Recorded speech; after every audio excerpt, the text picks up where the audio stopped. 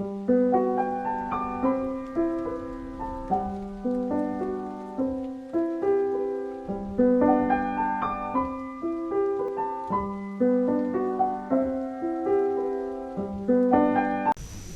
Hind everyone. I am Vivek Kumar Pansari, Assistant Professor in Department of Mechanical Engineering at Ajay Kumar Garg Engineering College, Ghaziabad. In this particular video, I will be discussing about now basic fluid machines. Okay, so in basic fluid machines we can discuss according to our syllabus KME 101T and 201T. We have to discuss about the turbines, the basics of turbines, then the pumps, then the hydraulic lifts, accumulators. So these things we will be discussing in our coming videos.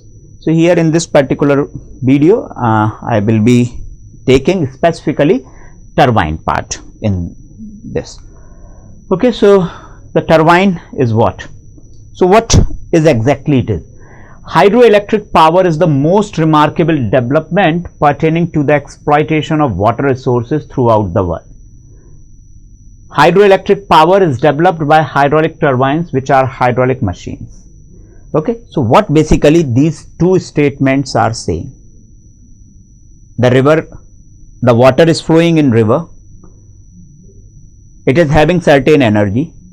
It is flowing with some energy.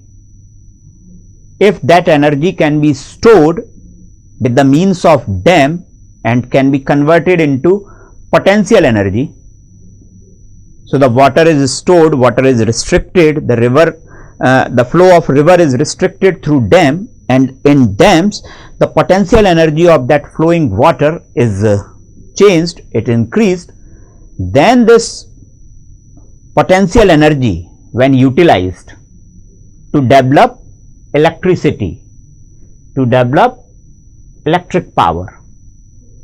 In that case, turbines plays an important role. Turbines play important role.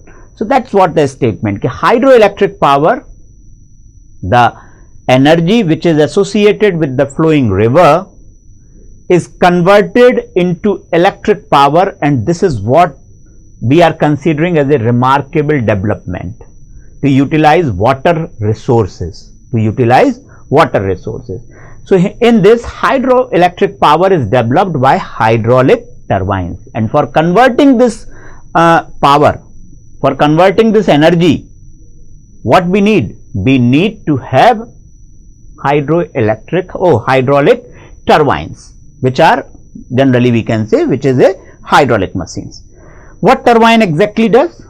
Turbines convert hydraulic energy or hydro potential. So as I told that in dams we are increasing the potential energy, so we are using the word hydro potential into mechanical energy. By which means by the means of turbine. So turbine is rotating. It means the energy, the hydraulic energy or hydro potential energy is getting converted into mechanical energy.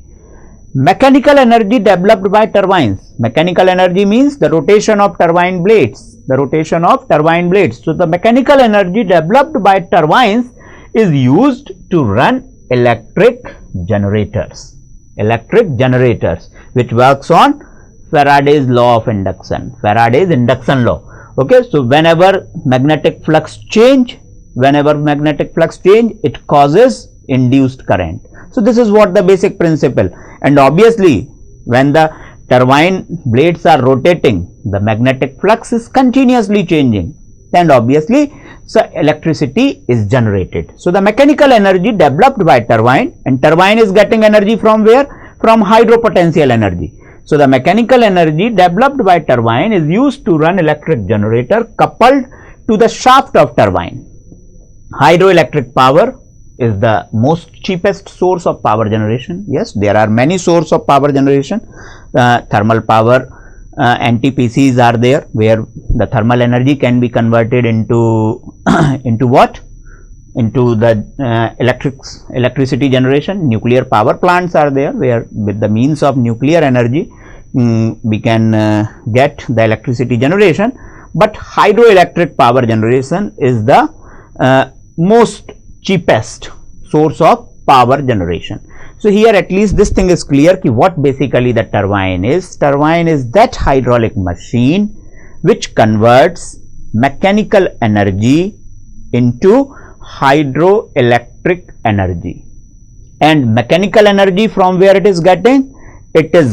Turbines are getting mechanical energy from the flowing water, When this flowing water is stored, its potential energy increases, and when this potential energy is converted into kinetic energy of flowing water, then it strikes to the turbine and turbine rotates, which is then converted into electric energy. So this is what the basically turbine is. In subsequent discussion, you will be getting more clear picture about the turbine. Okay, so now we can come to the classification part, how the turbines can be classified. So the first, based on head and quantity of water. So head, this term is known to us now. When we were discussing about the Bernoulli's equation, this term head. So head means it's the sum of, from head associated with flowing water, it's the sum of potential head, pressure head and kinetic head. Okay, so this is what the head is. So on that basis, on the basis of head availability and the quantity of water. Okay, so it can be classified as high head turbine, medium head turbines, low head turbine. High head turbines are the turbines which work under heads more than 250 meters. Availability of head is how much? 250 meter. So in that case, if the head availability is more, it means the energy is more, then the quantity of water needed in case of high head turbine is usually very small.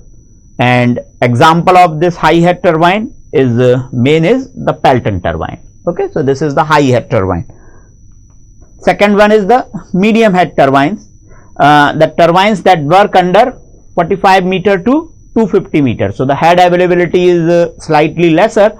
It means the quantity of water required will be more as compared to high head. So it requires medium flow of water, and a very good example for this medium head turbine is the Francis turbine. Low head turbines, turbines which work under a head of less than 45 meter, where the head availability is very less. So obviously the amount of water required will be very high. Okay, so the turbines which work under a head of less than 45 meter are low head turbines. Owing to the low head, large quantity of water is required, and a very good example for this is the Kaplan turbines, which is generally considered as low head turbine. So this is what the first base of classification: high head, medium head and low head.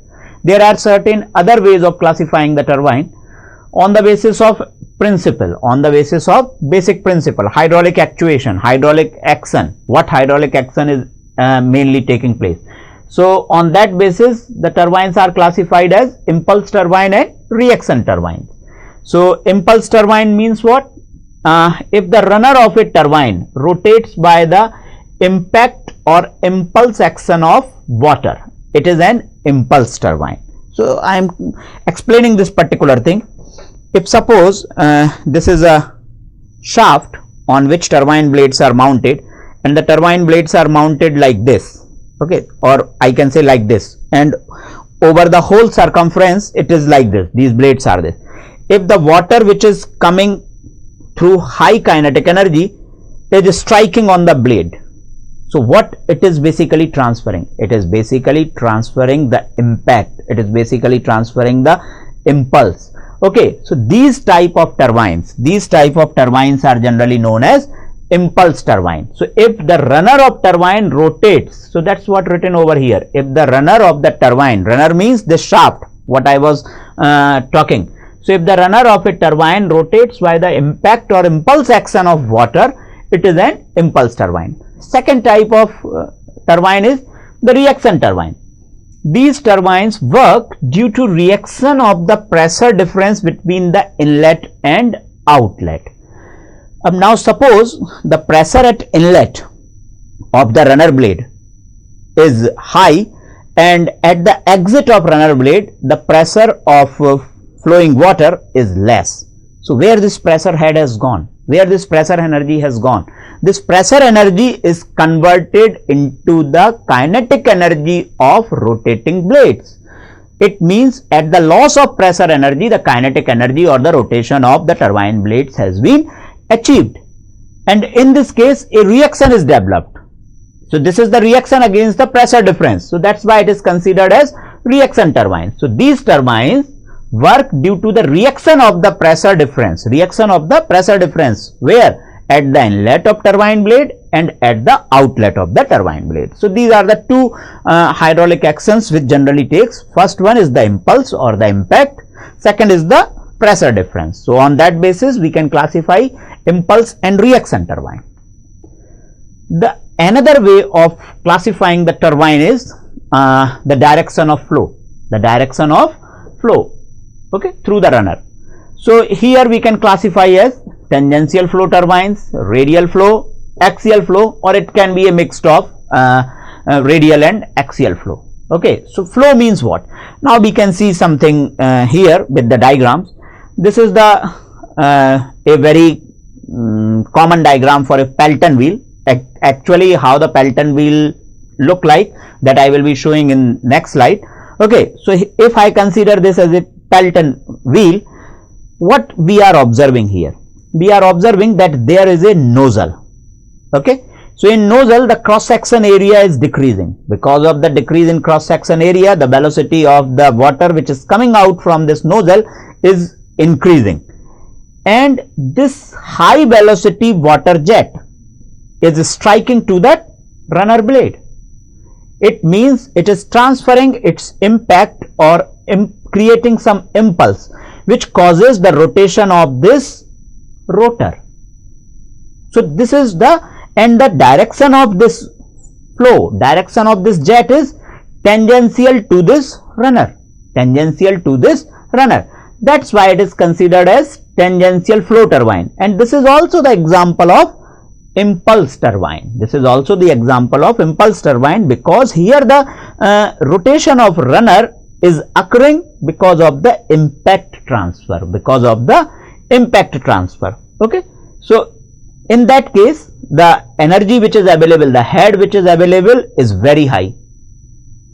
In this condition, in the case of Pelton wheel, so I am coming to the very first classification, high head turbine, where I considered that the Pelton wheel is a high head turbine. So here the energy, the head available, the kinetic energy available at the exit of this nozzle is very high. So if the amount of water even it is less, then also it is possible to rotate this runner, So this is the example of impulse tangential flow high head turbine. Okay, the second one is the radial flow. Turbine. So here we can discuss about this radial flow turbine also. This is basically the spiral vortex tube. Okay, here if the water is coming inside, and what we are observing that continuously its cross section is decreasing, in between this we are observing that there are certain guide blades. These are certain guide blades. Okay, what these guide blades are doing, these guide blades are guiding the water, guiding the fluid to come in and towards the rotor, towards the runner. This is what the runner, okay, and these are the runner blades. Okay, runner blades are here. So again I am explaining, here the water is coming through this spiral which is decreasing in its cross section. Along with this there are certain guide vanes, there are certain guide blades which are guiding this water radially inward, and this is striking to where? This water which is guided radially inward is striking to the runner blades, and what actually is happening here? Here because of the cross section is reducing, its velocity is increasing, and this velocity increase is occurring at the loss of pressure. It means this is the example of radial flow turbine, Why radial flow turbine? Because on the runner blades, these are the runner blades, on the runner blades, the water is coming radially inward. So it is radial inward flow turbine, radial inward flow turbine, because the flow of water is radially inward. Okay, this is also considered as the reaction turbine, because the pressure at the entrance, pressure at the entry of the runner blade and pressure at the exit of the runner blade, the pressure of water at inlet and outlet is different, and at the loss of this pressure, the rotation of this runner is achieved. So this is also considered as reaction turbine also. Okay, so this is the radial flow reaction turbine. The another one is axial flow. Here what we are observing, this is the axis of the runner, okay, driven shaft. Okay, this is the axis of the runner. Here what we are observing, the water is coming in this way, and when it is entering to the runner blade, its direction is axial. Axial to what? Axial to axial means it is parallel to the axis of this runner. Okay, so that's why it is considered as axial flow turbine. Axial flow turbine. This is also the reaction turbine, because here also the pressure at the entry of the runner blade and exit is different. So, and at the loss of pressure, at the pressure difference, the velocity of this runner, the kinetic energy of this runner is achieved. So this is also considered as axial flow reaction turbine. So here I think these three terms are clear. Tangential flow, because the direction of jet is tangential. It is radial flow, because through the guide bands the fluid is coming or entering radially inward.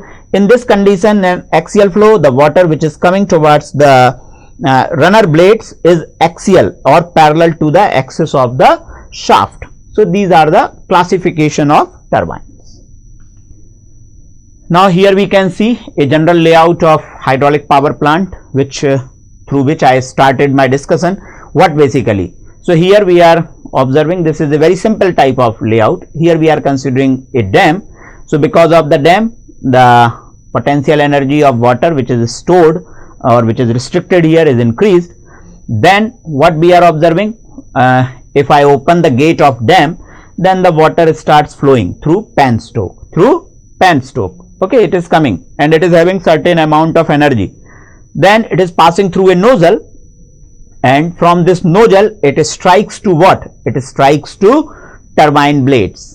Okay, when it strikes to turbine blades, what happens? Obviously this these turbine blades will start rotating, so that this shaft, the rotor shaft, will start rotating.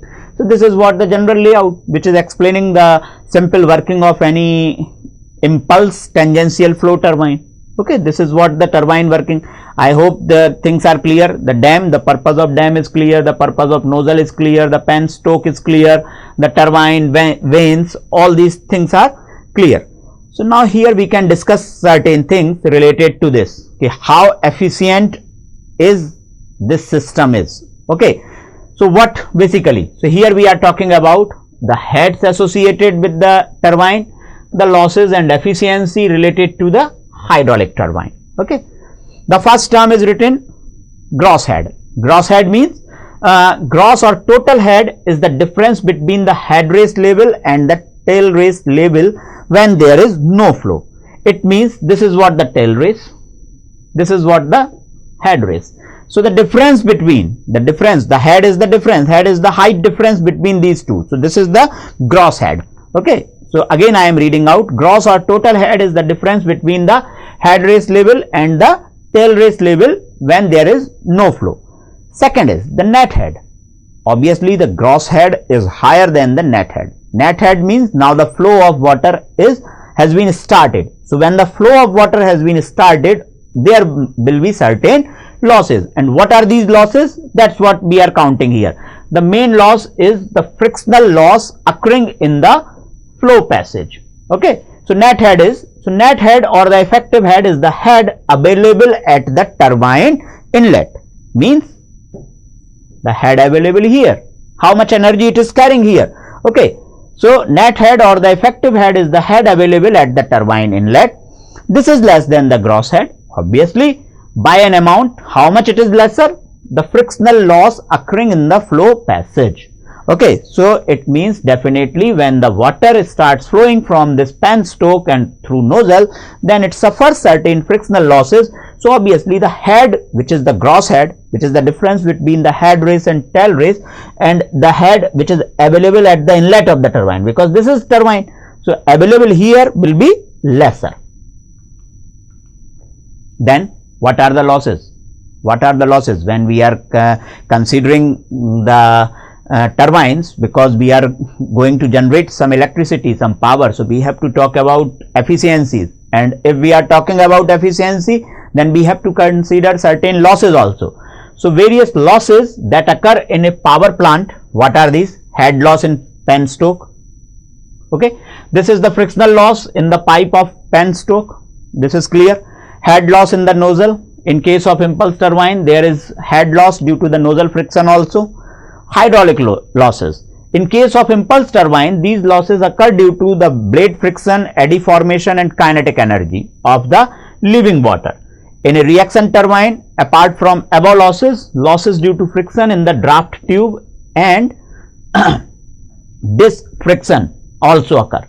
Okay, so these are the three losses we are considering here. One, the frictional loss at penstoke. Second is the frictional loss in nozzle friction, and hydraulic losses occur due to the blade friction and because of the eddy formation and the kinetic energy. So obviously the water which is going out, it is also having certain energy, it is also flowing with some energy, so that is what also the loss. It means the whole head is not converted into the mechanical energy of the turbine. Okay, so these are the losses.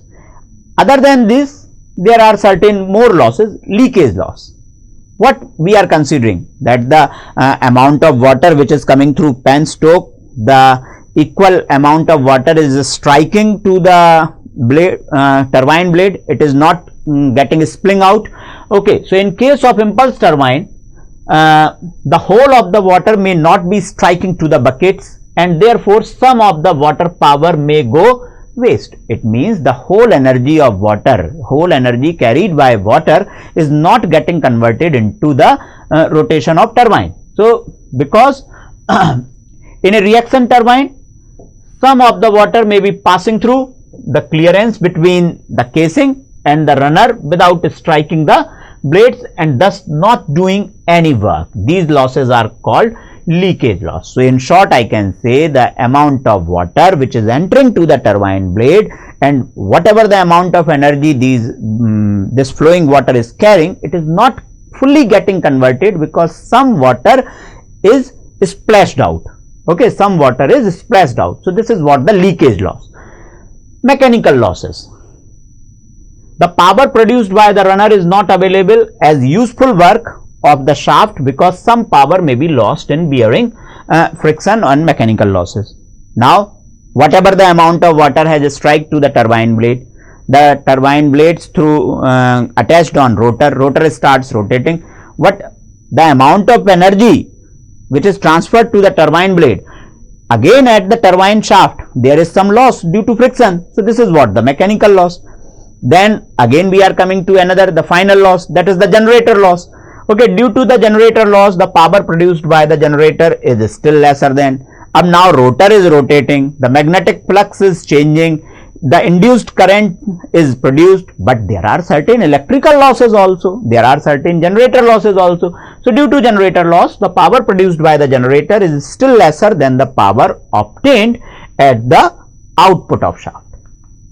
Okay, so now we can come to the efficiency. Now we have considered the head, the availability of head is how much. Now we have considered the losses. Now we are coming to the efficiency. Okay, so efficiency, first one is the hydraulic efficiency, and it is the ratio of what? It is the ratio of power developed by the runner to the actual power supplied by the water to the runner. So how much amount, how much head is available at the turbine inlet and how much runner output is achieved. It means when the water is striking here, so at this point of strike, how much head is available, how much energy is available. So this is what my input, and with what speed it is rotating, this is the output. So this is the ratio of these two things. So hydraulic efficiency for any turbine is the runner output divided by actual power supplied to the runner, and actual power supplied to the runner is rho QGH. So rho GH is what? Rho GH, that is the head available, that is the pressure head available. Okay, so H is the net head available, rho is the density of water, G is the gravitational acceleration, okay, and Q is the quantity of water, because this is also important, because it is the energy we are talking about, we are not talking about per unit mass. So the quantity of water which is actually striking, and H is the head availability. So this is rho QGH is the available energy, the net head available at turbine inlet. Volumetric efficiency. This efficiency considers what? Leakage. This considers the leakage. So if I say the Q is the amount of water which is striking to the turbine blade, and delta Q is the water which is wasted, which is leaked either in reaction turbine or in impulse turbines. It is the efficiency of these two. It means the water which is coming in, it is more, but certain part of this is wasted, delta Q part is wasted. So the volumetric efficiency, so it's the ratio of the actual quantity of water striking the runner blades to the quantity supplied to the turbine. So it is Q upon Q plus delta Q. Now that rotor starts rotating, so the shaft output, okay, the shaft output, so the mechanical efficiency, it is the ratio of shaft output to the runner output, okay, it's called the mechanical efficiency. So it is shaft output upon runner output. And overall efficiency is how much? It's the combination of all these, because from dam to penstoke to nozzle to blade to runner to shaft to generator, okay, this is the whole process. So each and every efficiency will come in picture. Okay, so overall efficiency means the how much energy, how much head was available at the beginning, and what output we are getting at the end of hydraulic power plant. So this is the ratio of these two things. So ratio of shaft output, this is what the output in hydraulic power plant, and how much is the supplied? Rho Q plus delta Q GH. This is what the energy which is available at the turbine inlet. Why Q plus delta Q? Because delta Q amount is wasted also. Okay, so it is the ratio. Overall efficiency is the ratio of what? Shaft output, it means the final output, divided by net power available at the turbine inlet. So shaft output upon rho Q plus delta Q into GH. It can be written in this form: shaft output divided by runner output divided by rho QGH, Q divided by Q plus delta Q. So this can be cancelled out, here Q can be cancelled out. Okay, so what we are actually getting? This relation which is available above, and this I can write what? I can write mechanical efficiency, this can be written as hydraulic efficiency, this can be written as volumetric efficiency. So I can say the, so here we can conclude that the overall efficiency is the combination of mechanical efficiency, hydraulic efficiency and volumetric efficiency. So it's the product of all these three. Here we can say, so at least now we can understand the what basically the turbine is, and what is the basic method or process of converting the energy, and what are the losses and heads and efficiencies are involved in this. So I hope this is clear up to this part. In my next video I will be discussing about the impulse turbine. So thank you very much for watching this video. Thank you.